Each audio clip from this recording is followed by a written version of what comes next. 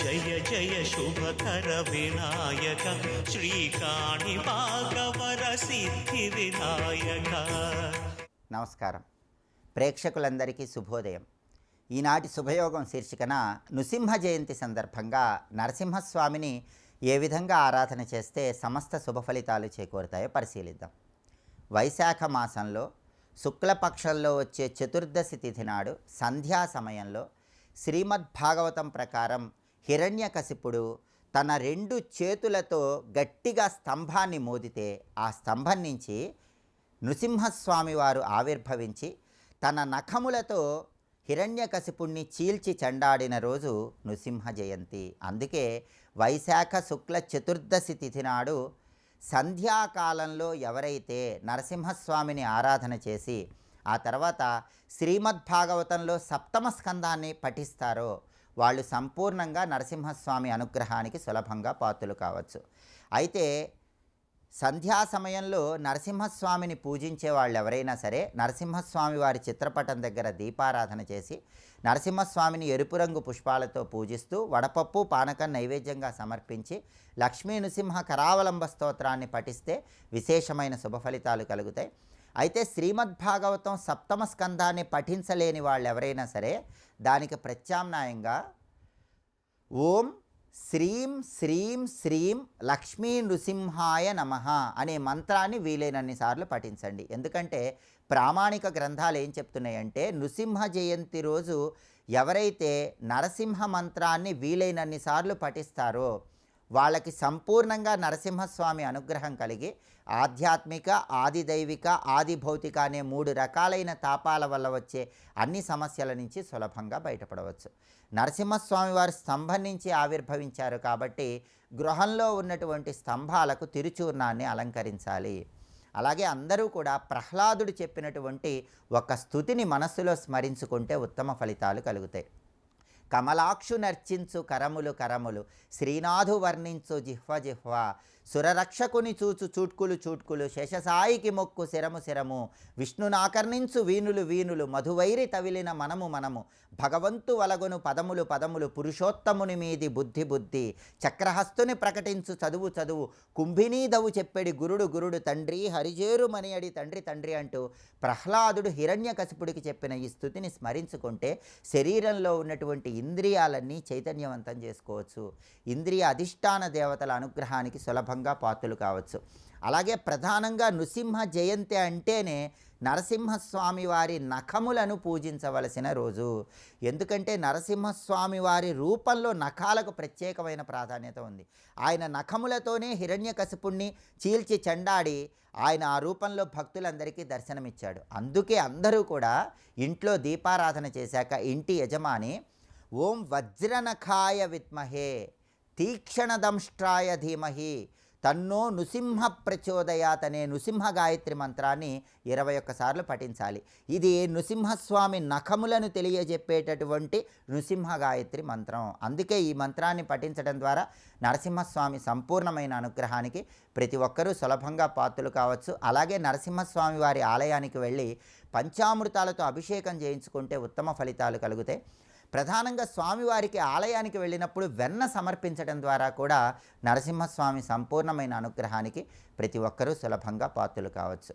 రేపటి శుభయోగం శీర్షికన కూర్మ జయంతి సందర్భంగా వైశాఖ పూర్ణిమ సందర్భంగా ఎటువంటి విధి విధానాలను పాటిస్తే విశేషమైన శుభ ఫలితాలు కలుగుతాయో, కూర్మ జయంతి సందర్భంగా శ్రీకూర్మం క్షేత్ర రహస్యాలేంటో పరిశీలిద్దాం. నమస్కారం.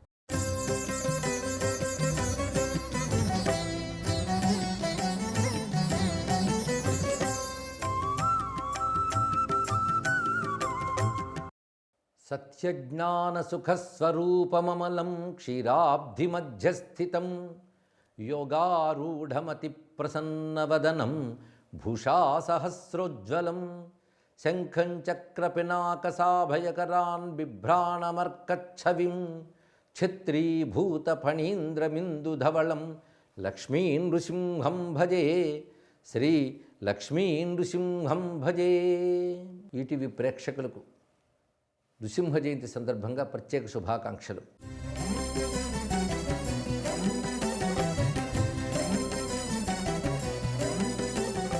నృసింహ జయంతి వైశాఖ శుక్ల చతుర్దశి తిథిని మహాపర్వంగా భావిస్తూ ఆచరించేటువంటి ఒక వ్రత విధానం. లక్ష్మీ నృసింహస్వామి అని ప్రత్యేక ఉపాసనా పద్ధతి ఉంది. అలాగే యోగ నృసింహ, ఉగ్ర నృసింహ, జ్వాలా నరసింహ ఇత్యాది నామాలతో స్వామిని ఆరాధించడం కనబడుతున్నది. ప్రత్యేకించి నృసింహస్వామి గురించి మనకు విష్ణు పురాణంలోనూ భాగవతంలోనూ ఇత్యాది గ్రంథాల్లో కనబడుతుంటుంది. విశేషించి ఉపనిషత్తుల్లో నృసింహ తాపినీయోపనిషత్తు అని మహా ఉపనిషత్తు కూడా ఉన్నది. ఇక మంత్రశాస్త్రాలు కూడా అనేక నృసింహ మంత్రాలు, నృసింహ రూపాలు చెప్పబడుతున్నాయి. ఇక భారతదేశంలో నృసింహ క్షేత్రాలు చాలా మనకి గోచరిస్తుంటాయి. తెలుగు నాట ఉభయ రాష్ట్రాల్లోనూ నృసింహ క్షేత్రాలు చాలా ఉన్నాయి. యాదగిరి నరసింహస్వామి, వేదాద్రి నరసింహస్వామి, అంతర్వేది నృసింహస్వామి, సింహాచల నరసింహస్వామి, అహోబల నృసింహస్వామి ఇలాంటి మహాక్షేత్రాల్లో నారసింహ వైభవం చాలా గోచరిస్తుంటుంది. అనేక మంది మహాత్ములు నృసింహోపాసకులైన జ్ఞానులు, భక్తులు, యోగులు ఎందరో ఉన్నారు. ఆదిశంకర భగవత్పాదుల వారు నృసింహోపాసకులు అనిపిస్తున్నది. ఎందుకంటే వారు రచించినటువంటి నృసింహ కరావలంబం మొదలైనవి ఒక నిదర్శనం. అదేవిధంగా అన్నమాచార్యులు వారు నృసింహోపాసకుడు అనే చరిత్ర మనకు చెప్తున్న అంశం. ఇక పద్మపాదాచార్యులు కూడా నృసింహోపాసకుడు. నృసింహ ఉపాసన, మంత్రశాస్త్రం అటంతా ఉంచి నృసింహుని ఆరాధన, నృసింహ నామస్మరణ సామాన్యమైన విషయములు కావు. నారసింహ అవతారం ఒక పరిపూర్ణ అవతారము. సృష్టి అంతా ద్వంద్వములతో కూడి ఉంటుంది. అది పగలు, రాత్రి, వెలుగు, చీకటి అనే ద్వంద్వములు. ఈ ద్వంద్వములన్నీ భగవంతుని వల్లనే ప్రకాశిస్తుంటాయి. కానీ ఆయన ద్వంద్వాతీతుడు.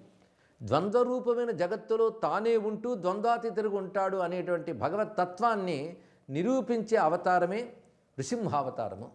అందుకే సత్యం విధాతుం నిజభృత్య భాషితం వ్యాప్తించ లోకేషు అఖిలేషు చాత్మనః అదృశ్యతాత్యద్భుత రూపముద్వహన్ స్తంభే సభాయాం న మృగం నమానుషం అని భాగవతంలో నృసింహావిర్భావ ఘట్టంలో అద్భుతమైన శ్లోకాన్ని సుఖయోగీంద్రులు సెలవిచ్చారు. భక్తుడి మాట సత్యం చేయడం కోసం, తాను సర్వలోకాల్లో వ్యాపించి ఉన్నాను అనే దాన్ని రుజువు చేయడం కోసం ఆవిర్భవించిన అవతారమే నృసింహావతారము. అక్కడ భక్తుడు ఎవరు అంటే ప్రహ్లాదుడు. ప్రహ్లాదుడు ఏమన్నాడంటే, అంతటా ఉన్నవాడు నారాయణుడు అని చెప్తున్నాడు. ఉంటే చూపించరా నాయన అంటాడు హిరణ్యకశిపుడు. ఓహో, అంతటా ఉన్నవాడు నీకు కనబడితే కానీ నమ్మవన్నమాట. అయితే ఇప్పుడు కనబడతాడన్నాడు.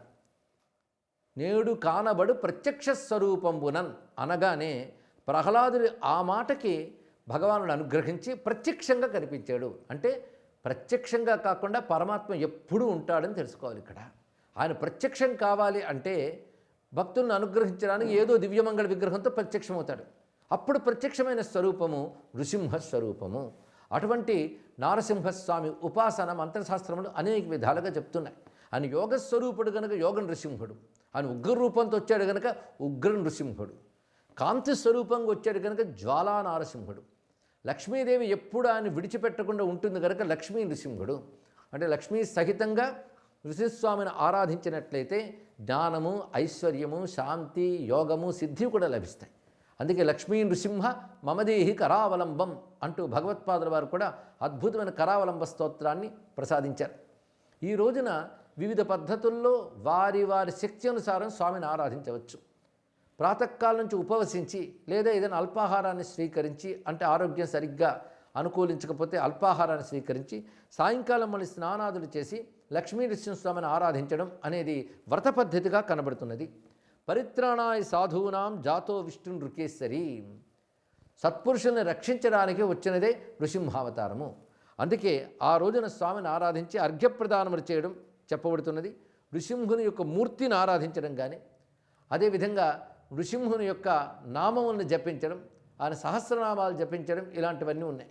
అసలు విష్ణు సహస్రనామంలో నృసింహతత్వం చాలా చోట్ల చెప్పబడుతున్నది కనుక విష్ణు సహస్రనామం నృసింహ ధ్యానంతో చేసినప్పటికీ ఉత్కృష్టమైన ఫలితం లభిస్తుంది. నృసింహ అచ్యుత గోవింద లక్ష్మీకాంత జగత్పతే అనేన అర్చాప్రదానేన సఫలాస్యుర్ మనోరథాః అనే మంత్రం ధర్మశాస్త్రంలో కనబడుతున్నది. ఓ నృసింహ, నిన్ను అర్చించానిప్పుడు ఈ అర్చన యొక్క ఫలంగా నాకు మనోరథములు సిద్ధించుగాక. అంతేకాదు నృసింహారాధన ఏం చేస్తుందంటే, మధ్వంసే ఏ నరాజాత ఏ జనిష్యంతి చాపరే తాన్ సముద్ధర దేవేశ దుస్సహాత్ భవసాగరాత్. నా వంశంలో ఉద్భవించిన వాళ్ళు నా పూర్వీకులందరూ కూడా తరించాలి అని ప్రార్థిస్తే నృసింహానుగ్రహం వల్ల పితరులు కూడా తరిస్తారు అని కూడా చెప్తున్నారు. అంతేకాదు నృసింహోపాసన అనేక రకాల దారిద్ర్యాన్ని పోగొడుతున్నది, రోగాలను కూడా పోగొడుతున్నది.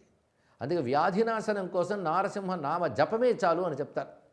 విశేషించి నృసింహస్వామి మృత్యుంజయ తత్వం, శైవంలో ఎలా మృత్యుంజయ తత్వం ఉన్నదో రుద్రతత్వం, వైష్ణవంలో మృత్యుంజయ తత్వము నృసింహస్వామి రూపంలో గోచరిస్తున్నది. అందుకే మృత్యుం నమామ్యహం, మృత్యోర్మృత్యుం నమామ్యహం అని కూడా చెప్తూ ఉంటారు. అంటే మృత్యువుకే మృత్యు అయినటువంటి వాడు, అంటే మృత్యువు నశింపజేసేవాడు ఆయన. అకాల మృత్యువుల అపమృత్యువుల బాధ తొలగించేది నారసింహస్వామి. అంతేకాదు దుష్టశక్తుల బాధ తొలగించేవాడు కూడా ఆయనే. శాంతి ప్రదాత, జ్ఞానస్వరూపుడు, యోగస్వరూపుడు. అందుకే నృసింహోపాసన జ్ఞానాన్ని యోగాన్ని కూడా సిద్ధింపజేస్తుంది అని శాస్త్రంలో చెప్తున్నాయి. అలాంటి పవిత్రమైన ఈ చతుర్దశి నాడు నారసింహ ఆరాధన చేసి శాంతిని పొందవచ్చు అని ధర్మశాస్త్రంలో చెప్తున్నటువంటి మాట. నారసింహం సంబంధమైన స్తోత్రవాంగ్మయం చాలా ఉన్నది. అసలు మాతా నృసింహశ్చ పితా నృసింహ అంటూ ఒక మాట చెప్తారు. తల్లి, తండ్రి, గురువు, దైవము అన్నీ నృసింహుడే అని ఎవరైతే భావిస్తారో వారు నృసింహ రక్ష లభిస్తుంది. శ్రీ భగవతే నారసింహాయ నమః అంతే, ఆ మంత్రంతోనే స్వామి యొక్క అనుగ్రహం లభిస్తుంది. అసలు నరసింహ అనేటువంటి మాటలోనే అనేక అర్థములు దాగి ఉన్నాయి. అటువంటి నృసింహస్వామి అనుగ్రహం సనాతన ధర్మానికి, భారతదేశానికి సిద్ధించాలని, భారతదేశంలో ఆసేతు సీతాచలం ఉన్నటువంటి దివ్య నృసింహక్షేత్రాల్లో భాసిల్లుతున్న లక్ష్మీ నృసింహస్వామి యొక్క కటాక్షం సర్వులకు లభించాలని ప్రార్థిస్తూ సర్వం శ్రీ నృసింహ చరణారవిందార్పణమస్తు. స్వస్తి.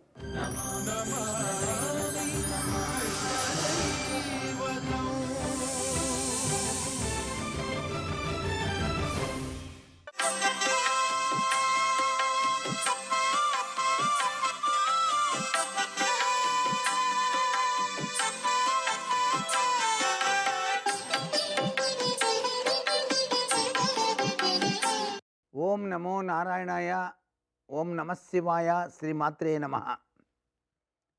ఈరోజు శ్రీమన్నారాయణ అవతార స్వరూపాల్లో విశిష్టవంతమైనటువంటి అవతార స్వరూపం నృసింహస్వామి వారి యొక్క దివ్యవంతమైనటువంటి స్వరూప జయంతి. ఈ జయంతి నాడు తప్పనిసరిగా మాసరీత్యా కూడాను స్వామివారి పేరు చెప్పి పెద్దలకు, వేద పండితులకు పండిన మామిడి పండ్లను దానంగా ఇచ్చినట్లయితే నారాయణ అనుగ్రహాన్ని మనం సాధించుకోవడానికి ఆస్కారం ఉంటుంది. దాన ఫలం మరింతగా మనకు లభ్యపడుతుంది అని శాస్త్రం. అంతేకాకుండా లక్ష్మీ నృసింహ జయంతి సందర్భంగా ఎండాకాలం కావడం చేత చాలామంది విసినికర్ర, గొడుగు, చెప్పులు ఇట్లాంటివి కూడాను ఆ స్వామివారి పేరు చెప్పి దానాలు చేస్తూ ఉంటారు. అంతేకాకుండా అందరికీ దాహార్తిని తీర్చేందుకు వీలైనటువంటి వసతులు కూడాను కల్పించేటువంటి సాంప్రదాయం కనిపిస్తుంది. దాన్నే మనం చలివేంద్రులు అంటాం. ఈ చలివేంద్రుల ఏర్పాటు వలన దాహార్తిని తీర్చిన వాళ్ళు అవుతారు ఎండాకాలంలో. ఇకపోతే నరసింహ జయంతి సందర్భంగా ప్రహ్లాద చరిత్ర ప్రతి ఒక్కరూ కూడా మనసులో నింపుకోవాలి. ఇందుగలడందులేడను సందేహమవలదు, చక్రి సర్వోపగతుండు ఎందెందు వెతక చూచిన అందందేగలడు దానవాగ్ని వింటే అని చెప్పేసి ప్రహ్లాదుడు తండ్రికి చెప్పడం జరిగింది. ఎక్కడరా శ్రీహరి అన్నప్పుడు, ఆ శ్రీహరి ఇందు అందు అనే ఉంది, ఎక్కడ పడితే అక్కడే ఉన్నాడంటే సరే ఈ స్తంభంలో చూపిస్తావా అని చెప్పేసి సంధ్యా సమయంలో సూర్యుడు అస్తమించేటువంటి సమయం పడమర దిశలో ఉన్నటువంటి స్తంభాన్ని తన గదాఘాతంతో కొట్టేసరికి ఆ స్తంభంలో నుంచి నృసింహస్వామి ఉగ్రరూపంతో బయటికి వచ్చి తన తొడల మీద ఆయన శరీరాన్ని నుంచి చీల్చి ప్రహ్లాదుని యొక్క భక్తి తత్వానికి మురిసిపోయాడు. తర్వాత ప్రహ్లాదుడు స్వామివారి యొక్క ఆ యొక్క అకుంఠితమైనటువంటి స్వరూపాన్ని చూచి శాంతించవలసింది అని ప్రార్థన చేయటం కూడా జరిగింది. ఈ జయంతి సందర్భంగా మనం ప్రహ్లాద చరిత్రను కనుక తెలుసుకున్నట్లయితే, ఏ వ్యక్తిలో అయితే భక్తి అనేది పరాకాష్ఠలో ఉంటుందో, సర్వం నారాయణమూర్తి అనేటువంటి భావనలో ఉంటారో, ఆ వ్యక్తులు ఎటువంటి కష్టాలు వచ్చినప్పటికీ కూడా ఏమీ చేయవు. భయంకరమైనటువంటి కష్టాలు వచ్చినా సరే అవన్నీ కూడా దూది పింజల్లా పారిపోతాయి అని చెప్పేసి మనం గ్రహించాల్సి ఉంటుందన్నమాట. సర్వే జనా సుఖినో భవంతు.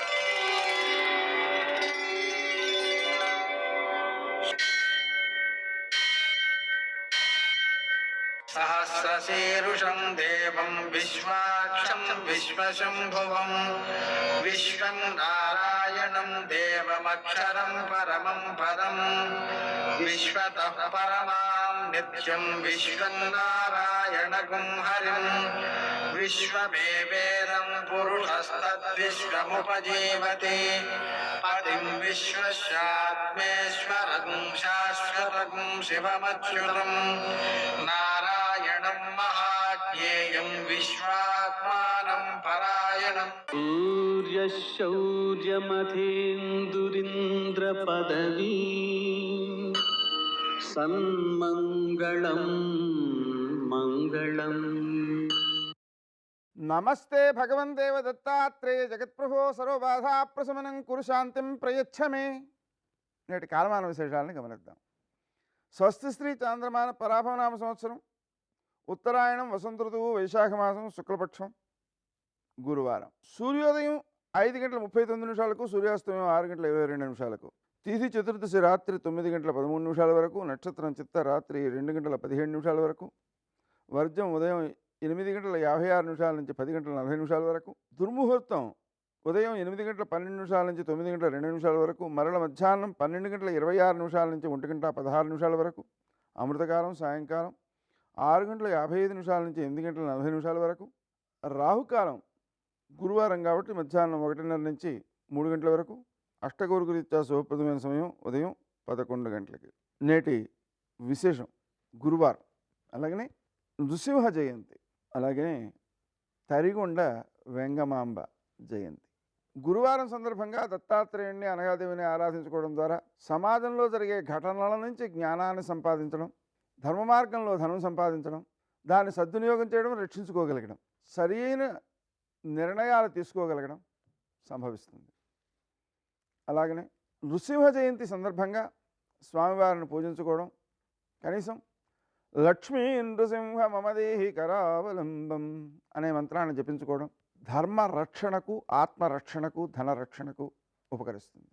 కోర్టు కేసులు మొదలైనటువంటి వ్యవహారాలలో విజయాలు లభిస్తాయి నృసింహ స్మరణ వల్ల. అలాగనే తరిగొండ వెంగమాంబ వెంకటేశ్వర భక్తురాలు. ఆమె అసామాన్యమైనటువంటి భక్తి. ఆమె దర్శనానికి అనుమతించకపోతే ఆమె ప్రార్థించేటికి తలుపులు వాటి తిన్నవి తెరుచుకున్నాయి అని మనకు చారిత్రక అంశాలు చెబుతూ ఉన్నాయి. ఆమె తన సర్వస్వాన్ని కూడా స్వామివారికి సమర్పించింది. ఆమె గుర్తుగా ఆమె పేరుతో నిత్యాన్నదానం కూడా జరుగుతోంది తిరుపతిలో. భక్తులను తలుచుకోవడం ద్వారా వారు చేసినటువంటి పుణ్యంలో మనం కూడా భాగస్వాములం అవుతాం. కర్త కారయిత చైవ ప్రేరకశ్చ అనుమోదక పుణ్యే చైవ పాపేచ చత్వార సమభాగిన. కర్త అంటే చేసినవాడు, కారయిత అంటే చేయించినవాడు, ప్రేరక అంటే ప్రోత్సహించినవాడు. అన్నీ అయిపోయాయండి కార్యక్రమాలు, పుణ్య కార్యక్రమాలు అయిపోయాయి. తర్వాత అనుమోదక, ఆ చేసినటువంటి కార్యాన్ని చూచి సంతోషించేటువంటి వాడు కూడా దాంట్లో భాగస్వామి అవుతాడు. అందుకనే మనం పురాణ గాథలు వింటుంటే అక్కడ ఉండేటువంటి ధార్మికులు ఆచరించినటువంటి ధర్మ కార్యాల వల్ల వచ్చే పుణ్యంలో మనం కూడా భాగస్వాములం అవుతాం. కాబట్టి ఆ స్మరణ చాలా చాలా మేలు చేస్తుంది. నేటి ఆణిముత్యాలు.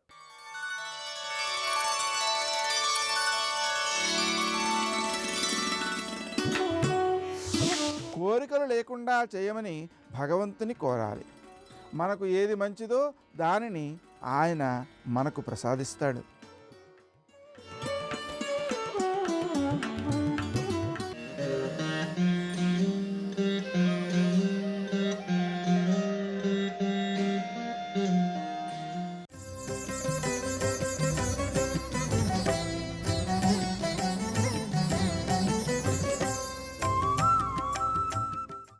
దుష్ట శిక్షణకు, భక్త రక్షణకు సరైన ఉదాహరణగా నిలిచే విశిష్టావతారం నృసింహావతారం.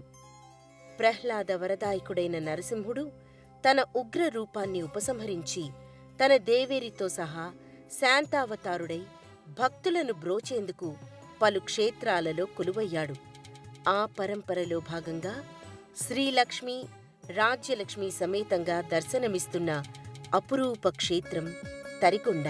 ధవళ వర్ణంతో అలరారుతున్న ఆ రాజగోపురం ప్రతి అంతరువుపై ఒక్కో దేవతా ప్రతిమలు శిల్పితమై ఉంటాయి. పెద్ద తిరునామాలున్న ప్రవేశద్వారం గుండా లోపలికి అడుగిడిన భక్తులకు ఎదురుగా గగనతలాన్ని తాకుతున్నట్లున్న ధ్వజస్తంభం కనిపిస్తుంది. దర్భలతో, తిరునామాలతో అలంకృతమైన ఆ ధ్వజస్తంభం ఆలయ సంప్రదాయమైన పాంచరాత్ర ఆగమాన్ని సమున్నతంగా ఎత్తిచూపుతుంది. రాజగోపురం, ప్రాకార విస్తీర్ణం, ప్రధాన ఆలయం, ఆంజనేయ, వెంగమాంబ ఆలయాల విమాన శిఖర దృశ్యాలు ఒకేసారి కనువిందు చేస్తాయి. ముఖమంటపమంతా పలు స్తంభాలతో, ఆ స్తంభాలపై వివిధ దేవతా ప్రతిమలతో అలరారుతూ ఉంటుంది. దుర్వాస మహాముని యంత్రయుక్తంగా స్వామివారి ప్రతిష్ఠ చేశారని ఇక్కడి స్థల పురాణం. అంతటి మహత్తరమైన స్వామివారి గర్భాలయ దర్శనాన్ని భక్తులు ఎంతో సభక్తికంగా చేసుకుంటారు. చతుర్భుజుడైన స్వామి శంఖం, చక్రం, గద, అభయ హస్తాలతో కోరిన వరాలిచ్చే వేల్పుగా ఉంటాడు. చేమంతులు, శ్వేతవర్ణ పుష్పాల గజమాలలు పైనుంచి కింద వరకు వ్రేలాడుతుండగా సర్వాభరణాలు ధరించిన స్వామి కళ్యాణధాముని వలె వెలిగిపోతూ ఉంటాడు. ఆ దివ్యమంగళ దర్శనంతో పులకించిన భక్తజనం చామర, ఊంజల సేవలను కనులారా గాంచి ఆ ఉత్సవమూర్తులకు ఇచ్చే అర్చనాది నీరాజనాలను కళ్ళకద్దుకుంటారు. నమో నమో నారసింహాయ నమో నమః అంటూ అంజలి ఘటిస్తారు. తీర్థప్రసాదాలను, శఠగోపాది ఆశీర్వచనాలను అందుకొని సంతృప్త హృదయులవుతారు. శ్రీ వెంకటేశుని సాహితీకరించి కీర్తించిన పరమభక్తురాలు జన్మించిన ఏ గడ్డకొచ్చామో ఆ మాతృశ్రీ తరిగొండ వెంగమాంబ మూల విరాట్టును దర్శించుకోగలగడం భక్తుల జన్మ పావనం. శ్రీ వెంకటేశ్వరుడే తన పతిగా ఊహించుకొని ఆరాధించిన నిష్కల్మష భక్త శిఖామణి వెంగమాంబ సింహతలాట తామ్రలోహ తోరణం కింద నీలపు పట్టుచీరను ధరించిన పండు ముత్తైదువులా కొలువుతీరి ఉంది. విగ్రహ రూపాను కూడా తన స్వామిని తలుచుకుంటున్నట్లున్న ధ్యాన, నమస్కార ముద్రతో ఉంటుంది.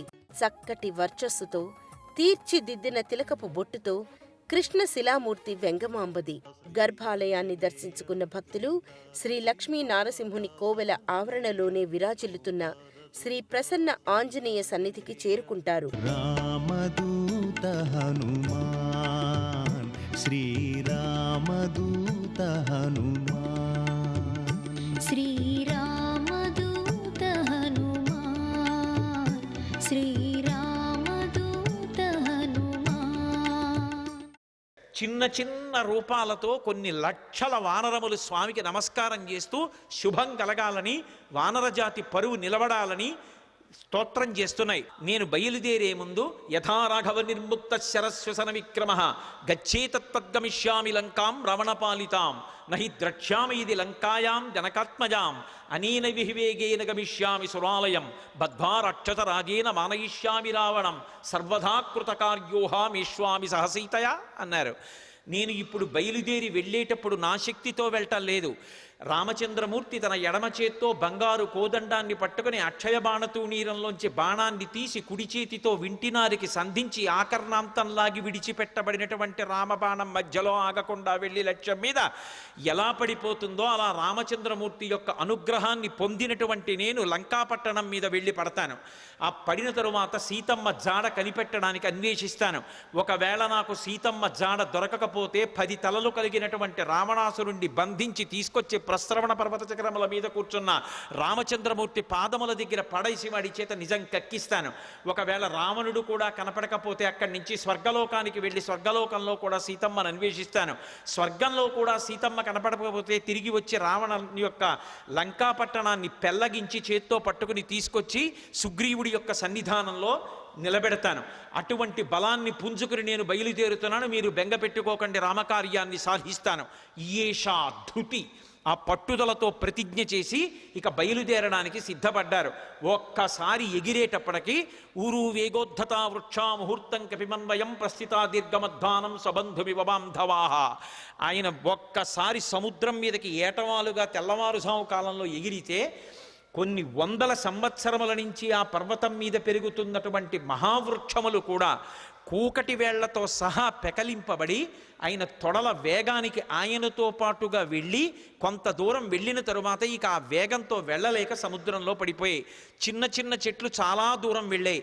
ఆ వెళ్ళడం ఎలా ఉందంటే, ముఖ్యమైనటువంటి బంధువులు దూర ప్రదేశానికి ప్రయాణం చేస్తుంటే అనుగమించి కొంత దూరం వెళ్ళి వీడ్కోలు పలికి వెనక్కి వస్తున్నటువంటి బంధువుల సమూహమా అన్నట్లుందిట.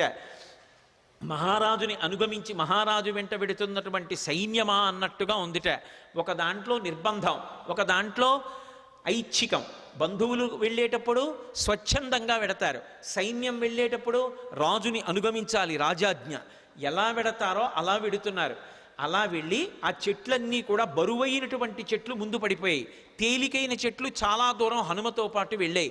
ఇన్ని చెట్లు ఏకకాలంలో పైకి లేచిపోయి ఆయనతో పాటు వెళ్ళిపోతుంటే ఈ చెట్లకున్నటువంటి పువ్వులన్నీ కూడా పడిపోతే స్వామి శరీరం నిండా ఎక్కడ చూసినా పువ్వులు, ఆకులు, మొగ్గలు అలంకృతమైపోయాయి. అలంకృతమైపోతే ఆయన ఎలా ఉన్నారంటే, మెరుపులతో కూడుకున్నటువంటి మేఘం ఆకాశంలో ప్రయాణం చేస్తే ఎలా ఉంటుందో అలా ఉన్నారు. సర్వం శ్రీ ఉమామహేశ్వర పరబ్రహ్మార్పణమస్తు. స్వస్తి.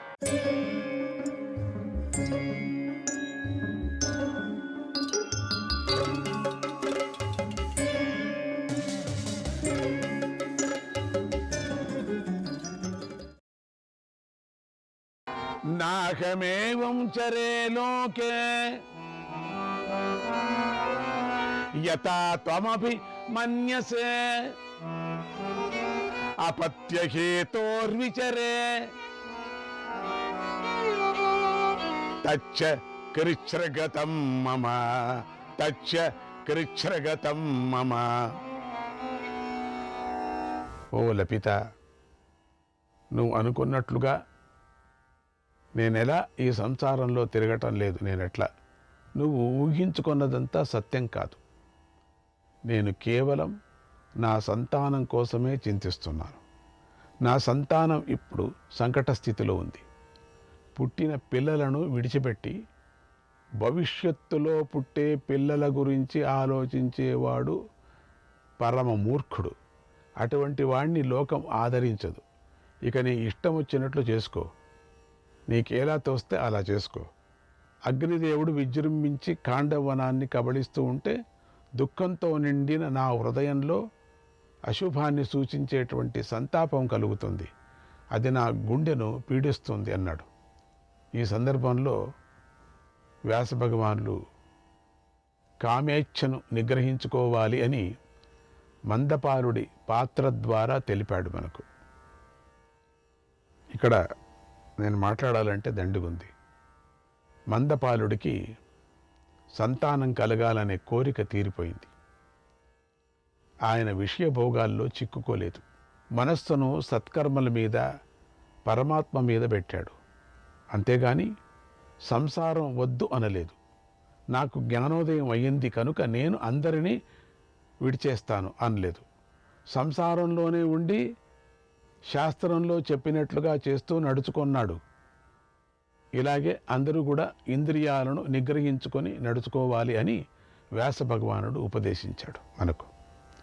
కాండవనంలో పక్షి పిల్లలు ఉన్నటువంటి చోటు నుంచి అగ్నిదేవుడు వెళ్ళిపోయాడు.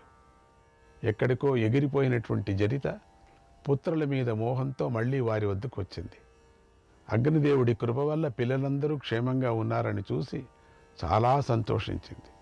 ఆనందాశ్రువులను రాల్చింది. అందరినీ దగ్గరకు తీసుకుంది. ఇంతలో మందపాలుడు అక్కడికి వచ్చాడు. కానీ ఎవరు కూడా ఆయనను పలకరించలేదు. భయంతో ఏడుస్తున్నటువంటి పిల్లలను ఆయన పేరు పేరునా పిలిచాడు. భార్య అయిన జరితను పిలిచాడు. అయినా ఆయనతో ఎవరు మంచి మాటలు మాట్లాడలేదు, చెడు మాటలు మాట్లాడలేదు. మందపాలుడే కల్పించుకొని ప్రేమగా జరితతో ఇలా అన్నాడు, ప్రియా, ఈ పిల్లలతో ఎవడు పెద్దవాడు, ఎవడు చిన్నవాడు, ఎవడు మధ్యముడు? నేను నీకోసమే దుఃఖిస్తున్నాను, మీకోసమే చింతిస్తున్నాను. నాతో ఏదైనా మాట్లాడు. నేను నిన్ను విడిచి వెళ్ళిన రోజు నుంచి నా మనస్సుకు శాంతి లేదు అన్నాడు. జరిత మందపాలుడి మనస్సును గ్రహించలేదు, మనస్సును అర్థం చేసుకోలేదు. పాపం మాటలను అర్థం చేసుకోలేదు. నిష్ఠూరంగా ఇలా అంది, ఓ మహాముని, నీకు మాతో ఏం పనుంది? ఏమి అవసరం ఉంది చెప్పు. పెద్దవాడితో ఏం పనుంది? మధ్యవాడితో ఏం పనుంది? అందరికంటే చిన్నవాడితో మీకేం పనుంది? చివరకు నాతో పనేముంది? నాతో కూడా పని లేదు కదా. ఏమి అవసరం ఉంది? నా మాట వినలేదు కదా, నన్ను పట్టించుకోలేదు కదా, పైగా హీనంగా చూశావు కదా. నువ్వు అందగత్తె అయినటువంటి ఆ లపిత వద్దకే వెళ్ళు, అక్కడే హాయిగా ఉండు, సుఖంగా ఉండు. ఇక్కడ నీకేం పని? మాతో నీకేం అవసరం ఉంది అని రొసరొసరొసరొసలాడింది, కోపించింది. ఆ మాటలు విని మందపాలుడికి పూర్తిగా జ్ఞానోదయం అయింది. కొంచెం ఉండింది, చూస్తామని వచ్చాడు, దాంతో జ్ఞానోదయం.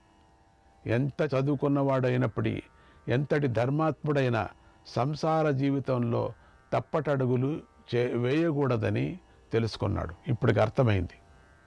జరితతో అప్పుడు మందపాలుడు ఇలా అన్నాడు, స్త్రీలు గొప్పవారు, కానీ వారికి పరపురుష సంబంధము, సవతిపోరు, ఈ రెండు దోషాలు ఉండకూడదు. వీటి వలన పరలోకంలో ఉత్తమ గతి లభించదు. కనుక ఇవి తప్ప మరే దోషము వారి పరమార్థాన్ని నాశనం చేయలేదు అని గ్రహించు. ఒక స్త్రీని చూస్తే ఇంకొక స్త్రీకి అయ్యలేదు. సవతిపోరు, శత్రుత్వం అనే అగ్నిని వృద్ధి చేసి భరించలేని దుఃఖాన్ని కలిగిస్తుంది, శరీరాన్ని ఎక్కువగా బాధిస్తుంది. పూర్వం వశిష్ఠుడి భార్య అయినటువంటి అరుంధతీదేవి ఈ జగతిలో ప్రసిద్ధురాలు కదా, మంచి గుణాలు గలది. ఆమె కూడా ఒకనాడు వశిష్ఠుణ్ణి సందేహించింది. ఆ వశిష్ఠముని హృదయం నిర్మలంగా ఉంటుంది. ఆయన ఎల్లప్పుడూ తన భార్య ప్రియాన్ని, హితాన్నే కోరుకుంటూ ఉంటాడు. సప్తర్షి మండలాల్లో ఆకాశంలో ప్రకాశిస్తూ ఉంటాడు. అటువంటి మహామునిని సవతి కారణంగా అరుంధతి నిర్లక్ష్యం చేసింది. అంతే, ఆమె శరీరకాంతి పొగరంగు రూపంలోకి మారిపోయింది. అరుణుడి రంగులాగా మందంగా మారిపోయింది. ఇప్పుడు నువ్వు అలాగే ప్రవర్తిస్తున్నావు. నిజం తెలుసుకోకుండా మాట తూలుతున్నావు. నీకోసం, పిల్లల కోసం వచ్చిన నన్ను నిర్లక్ష్యం చేస్తున్నావు, అవమానిస్తున్నావు. అక్కడ లపిత ఏం చేసిందో ఇక్కడ నువ్వు అదే తప్పు చేస్తున్నావు. ఆహా, ఇది నాది అని పురుషుడెప్పుడూ కూడా స్త్రీపై అతి విశ్వాసం పెట్టుకోకూడదు అని నేర్పిస్తున్నావు. ఎందుకంటే స్త్రీ పుత్రవతి అయిన తరువాత పతిసేవ మొదలైనటువంటి పనుల యందు దృష్టి పెట్టదు, విస్మరిస్తుంది అన్నాడు. ఈలోగా పుత్రులందరూ కూడా మందపాలుడి వద్దకు వచ్చి కూర్చున్నారు. మందపాలుడు వారిని కూడా ఓదార్చటానికి సిద్ధమయ్యాడు. శ్రీకృష్ణాయ పరమాత్మనే నమః. 233వ అధ్యాయం. మందపాల మహర్షి తన పుత్రులతో ఇలా అన్నాడు, పుత్రులారా, కాండవవనం కాలిపోతున్నటువంటి సమయంలో మిమ్మల్ని రక్షించమని నేను అగ్నిదేవుణ్ణి ప్రార్థించాను. ఆయన అలాగనే మాటిచ్చాడు. ఆ మాటను నిలుపుకున్నాడు. నేను అగ్నిదేవుడి మాటలను గుర్తు చేసుకున్నాను. మీ తల్లి ధర్మశీలతను తెలుసుకున్నాను. మీ శక్తియుక్తులను కూడా గుర్తించాను. అందుకే నేను ఆ సమయంలో మీ వద్దకు రాలేదు, కావలసిగా చేశాను. ఇది కారణం. అందుచేత నా గురించి మీరు మనస్సులో బాధపడకండి. మీరు ఋషులని అగ్నిదేవుడికి తెలుసు. మీకు బ్రహ్మతత్వం పూర్తిగా తెలుసు అని నాకు తెలుసు అని ఓదార్చాడు. తర్వాత భార్యాపుత్రులను తీసుకొని అక్కడి నుంచి మరొక ప్రదేశానికి వెళ్ళిపోయాడు. ఈ కథలో వ్యాస భగవానుడు ఆదర్శ దంపతుల జీవితమే బాగుంటుంది, ధర్మము, నీతి, నియమాలకు కట్టుబడినటువంటి జీవితమే బాగుంటుంది అని మందపాలుడి చరిత్ర ఆ ద్వారా లోకానికి బోధించాడు వ్యాస భగవానుడు. వైశంపాయన మహర్షి ఇలా జనమేజయుడికి కలిగిన సందేహాన్ని తొలగించి అసలు కథలోకి ప్రవేశించాడు. కాండవనం కాలిపోయిన తర్వాత జరిగిన విషయాన్ని ఇలా చెప్పసాగాడు. ప్రపంచానికి మేలు చేయాలనే కోరికతోనే అగ్నిదేవుడు శ్రీకృష్ణార్జునుల సహాయంతో కాండవన దహనాన్ని పూర్తి చేశాడు. ప్రాణుల మధ్య కొవ్వు కాలువలుగా ప్రవహిస్తున్నటువంటి ఉండగా అగ్నిదేవుడు వాటిని త్రాగి తృప్తిపడ్డాడు. ఎంతో సంతోషిస్తూ సస్వర రూపంతో వెలిగిపోతూ అర్జునుడి ముందు ప్రత్యక్షమయ్యాడు. అదే సమయంలో ఇంద్రుడు మరుద్గణాలతో కలిసి ఆకాశం నుండి కిందికి దిగి వచ్చారు. శ్రీకృష్ణార్జునులతో ఇలా అన్నారు, ఓ కృష్ణార్జునులారా, మీరిద్దరూ దేవతలు కూడా చేయలేని అసాధ్య కార్యాన్ని సాధించారు. మీ ధైర్య శౌర్యాలకు నాకెంతో సంతోషం కలిగింది. ఈ లోకంలో మనుష్యులకు దుర్లభమైన వరాన్ని ఏదైనా సరే కోరుకోండి, తీరుస్తానన్నాడు. అప్పుడు అర్జునుడు, దేవా, నాకు మంచి శస్త్రాలను అస్త్రాలను ప్రసాదించు అని కోరాడు. ఇంద్రుడు, అర్జున, నీకు శివుడు ప్రసన్నం కావాలి, ముందు నీకు శివదర్శనం కావాలి. ఆ సమయం ఎప్పుడొస్తుందో తెలుసు నాకు, అప్పుడు నీకు ఆగ్నేయ వాయువ్య, ఆ సమయంలో మీకు ఐంద్రాస్త్రాలను కూడా ఇస్తాను. వాసుదేవోపి జగ్రాహ ప్రీతిం పార్థేన శాశ్వతిం వాసుదేవుడు ఇంద్రుడితో, దేవా, నాకు అర్జునుడిపై ప్రేమ నిరంతరము వృద్ధి చెందుతూ ఉండుగాక అని కోరాడు. ఇంద్రుడు తథాస్తు అని వరమిచ్చాడు. తర్వాత ఇంద్రుడు మరుద్దేవతలతో కలిసి అగ్నిదేవుడి అనుమతి తీసుకొని స్వర్గానికి వెళ్ళిపోయాడు. అగ్నిదేవుడు కాండవనాన్ని భక్షించి తృప్తిపడి 6 రోజులు విశ్రాంతి తీసుకున్నాడట. అబ్బా, అప్పుడు అజీర్ణంతో చాలా బాధపడి ఎన్నో రోజులు అట్లా అయిపోయాడు. ఇప్పుడు విశ్రాంతి తీసుకున్నాడు, భుక్తాయాసం. తర్వాత ఎంతో ఆనందిస్తూ కృష్ణార్జునులతో ఇలా అన్నాడు, మీరిద్దరూ పురుషులలో శ్రేష్ఠులు, మీ వల్లనే నేను తృప్తి పొందాను. ఇక మీ ఇష్టమైన చోటికి మీరు వెళ్ళవచ్చు, మీకు అనుమతి ఇస్తున్నాను అని ఆశీర్వదించాడు. అనుమతి ఇచ్చాడు. శ్రీకృష్ణార్జునులు ఎంతో సంతోషించి మయుడితో కలిసి ఆయనకు ప్రదక్షిణం చేశారు, నమస్కారం పెట్టారు. తర్వాత నెమ్మదిగా నడిచి యమునా నదీ తీరానికి వెళ్ళారు. ముగ్గురూ కలిసి ఒక అందమైన చోట కూర్చున్నారు. ఏం చేస్తున్నారు కూర్చొని? ఇంతటితో ఆది పర్వము సమాప్తమవుతున్నది. శ్రీకృష్ణాయ పరమాత్మనే నమః. ఆది పర్వంలోని ఉపదేశము. మహాభారతం మహావృక్షం వంటిది. అది విశ్వమంతా వ్యాపించి ఉంది. ఇది వినండి బాగా మీరు, ఇంకో పారి వినండి మీరు. మహాభారతం మహావృక్షం వంటిది. అది విశ్వమంతా వ్యాపించి ఉంది. మానవుల కోరే చతుర్విధ పురుషార్థాలను ఇది ఫలాలుగా కలిగింది. అందుచేత ఇది ఎవరికి కావలసిన ఫలాలను వారికి పంచిపెడుతూ ఉంటుంది. కనుకనే వ్యాస భగవానుడు మహాభారతంలోని ఈ మొట్టమొదటి పర్వాన్ని సంగ్రహాధ్యాయ బీజో వై అని బీజంతో పోల్చి చెప్పాడు. ఇది ఒక బీజం. ఈ మహాభారత వృక్షం వేద తాత్పర్యమనేటువంటి చల్లని నీడనిస్తుంది. ఈ చల్లని నీడను ఆశ్రయించి బాటసారులమైన మనం సేద తీర్చుకోవాలి. జీవితంలో ఎదురయ్యే సమస్యలను ఎదిరించటానికి కావలసిన శక్తిని ఈ చల్లని నీడే ఇస్తుంది. భరతవంశం వృద్ధి చెందటానికి బీజకారకులైన 4 ప్రధాన వ్యక్తుల చరిత్రలను వ్యాస భగవానుడు ఈ ఆదిపర్వంలో తెలిపాడు. వారే పూరుడు, భరతుడు, కురుడు, పాండుడు వీరి గురించి చెప్పటం ద్వారా వంశపురుషులు చేసినటువంటి సత్కర్మ ద్వారా వంశానికి మంచి జరుగుతుంది, దైవబలం కూడా అండగా ఉంటుంది అనేటువంటి విషయాన్ని తెలిపాడు. కనుక పెద్దలు, తల్లిదండ్రులు మంచి సంస్కారం కలవారే ఉండాలి అని బోధించాడు. ఎందుకంటే అన్నదమ్ములైనటువంటి కౌరవ పాండవుల మధ్య గొడవ పుట్టడానికి కారణం అసూయ. పాలకొండలో పడ్డ ఒక్క విషపు చుక్క పాలనంతా నాశనం చేసినట్టు ఒక్క చెడు గుణం మనిషిని అధపతనం చేస్తుంది కదా. దుర్యోధనుడు అసూయ గుణాన్ని పెంచి పోషించుకున్నాడు. మరెన్నో చెడు గుణాలను ఆశ్రయమిచ్చి లోకమే తుట్టుకునేటంత దుర్మార్గుడయ్యాడు. ధర్మరాజు సద్గుణాలకు ఆశ్రయమిచ్చి పెంచి పోషించుకున్నాడు. లోకం మెచ్చుకునే కీర్తిని సంపాదించుకున్నాడు. ఇలా చెడ్డవారుగాను మంచివారుగాను మారటానికి బీజమే కారణమై ఉంటుంది. కుంతికి ధర్మరాజు పుట్టేశాడని గాంధారి అసూయపడి పొట్టను కొట్టుకుంది. ఆ అసూయ భావమే ఆమె పొట్టలోని దుర్యోధనుడికి సంక్రమించింది.